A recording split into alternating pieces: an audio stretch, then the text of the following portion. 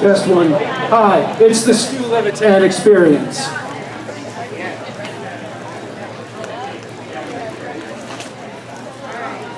"16 years.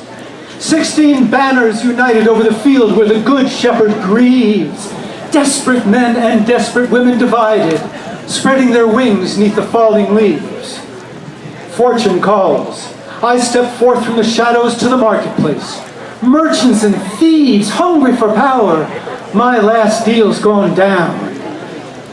She's smelling sweet, like the meadow where she was born on Midsummer's Eve near the tower. The cold-blooded moon. The captain waits above the celebration, sending his thoughts to a beloved maid whose ebony face is beyond communication. The captain is down, but still believing that his love will be repaid. They shaved her head. She was torn between Jupiter and Apollo. A messenger arrived with a black nightingale. I seen her on the stairs, and I couldn't help but follow her down past the fountain where they lifted her veil. I stumbled to my feet.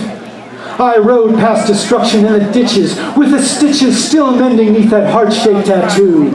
Renegade priests and treacherous young witches were handing out flowers that I'd given to you. The palace of mirrors, where dog soldiers are reflected, the endless road and the wailing of chimes. The empty rooms where her memory is protected, where angels' voices whisper to the souls of previous times. She wakes him up. 48 hours later, the sun is breaking. Near broken chains, mountain laurel and rolling rock. She's begging to know what measures he now will be taking. He's pulling her down. She's clutching his long golden locks. "Gentlemen," he said, "I don't need your organization. I've shined your shoes. I've moved your mountain. I've marked your cards. But Eden is burning. Either brace yourself for elimination, or your hearts must have the courage for the changing of the guards. Peace will come with tranquility and splendor on the wheels of fire, but will offer no reward until false idols fall and cruel death surrenders with its pale ghost retreating between the king and the queen of swords."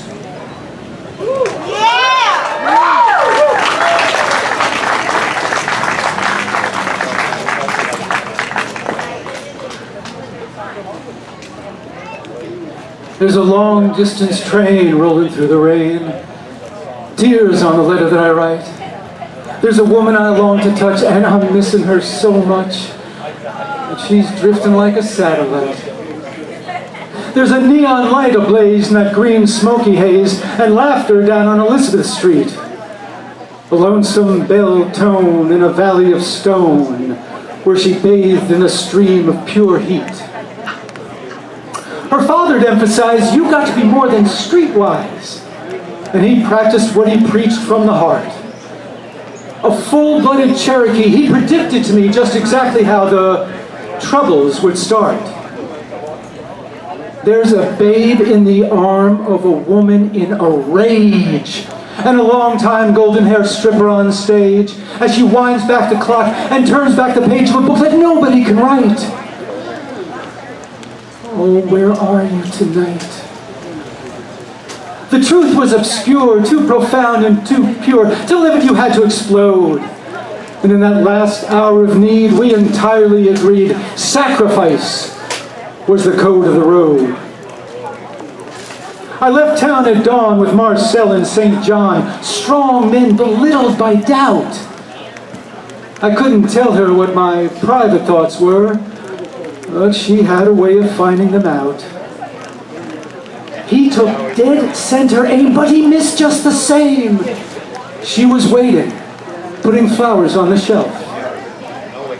She could feel my despair as I climbed up her hair and discovered her invisible self.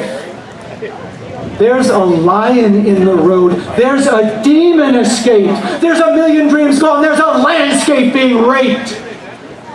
As her beauty fades and I watch her undrape, I won't But then again, maybe I might. Oh, if I could just find you tonight. I fought with my twin, that enemy within, till both of us fell by the way. Horseplay and disease are killing me by degrees, while the law looked the other way. Your partners in crime hit me up for nickels and dimes. The man you were loving could never come clean. It felt out of place, my foot in his face. He should have stayed where his money was green. I bit into the root of the forbidden fruit with the juice running down my leg. Then I dealt with your boss, who's never known about loss, who always was too proud to beg. There's a white diamond gloom on the dark side of this room, but a pathway that leads up to the stars. If you don't believe there's a price for this sweet sacrifice, remind me to show you the scars. There's a new day at dawn, and it's finally arrived. If I'm with you in the morning, baby, you know I've survived. I can't believe it. I can't believe I'm alive.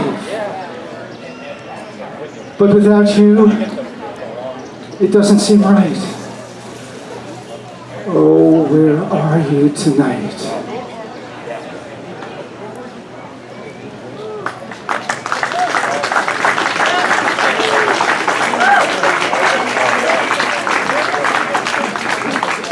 And I'm going to close with a sacrilegious lullaby in D minor. And happy birthday, Bob. Of war and peace the truth just twists, its curfew gull just glides. Upon four-legged forest clouds the cowboy angel rides, with his candle lit into the sun, though its glow is waxed in black. All except beneath the trees of Eden. The lamppost stands with folded arms, its iron claws attached to curves beneath holes where babies wail, though its shadow is a metal badge. And all in all can only fall with a crashing but meaningless blow. No sound ever comes from the gates of Eden. The savage soldier sticks his head in sand and then complains unto the shoeless hunter, who's gone deaf but still remains upon the beach where hound dogs bay at ships with tattooed sails, heading for the gates of Eden. With a time-rusted compass blade, Aladdin and his lamp sits with utopian hermit monks side saddle on the golden calf. And of their promises of paradise you will not hear a laugh, all except inside the gates of Eden. Relationships of ownerships, they whisper in the wings, for those condemned to act accordingly and wait for succeeding kings. And I try to harmonize the song the lonesome sparrow sings. There are no kings inside the gates of Eden.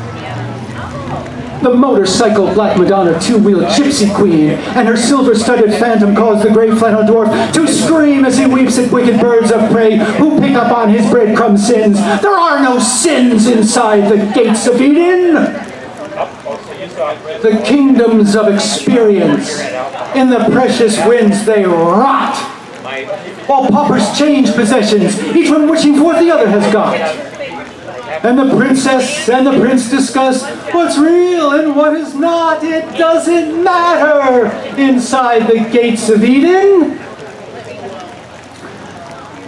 The foreign sun, it squints upon a bed that is never mine, as friends and other strangers from their fates try to resign, leaving men wholly, totally free to do anything they wish to do, but die. And there are no trials inside the gates of Eden. At dawn, my lover comes to me and tells me of her dreams, without any attempt to shovel a glimpse into the ditch of what each one means. At times, I think there are no words but these to tell what's true. And there are no truths outside the gates of Eden.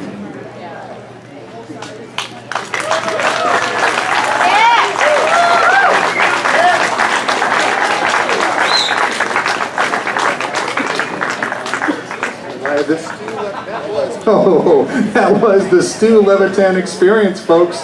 Unbelievable. Man.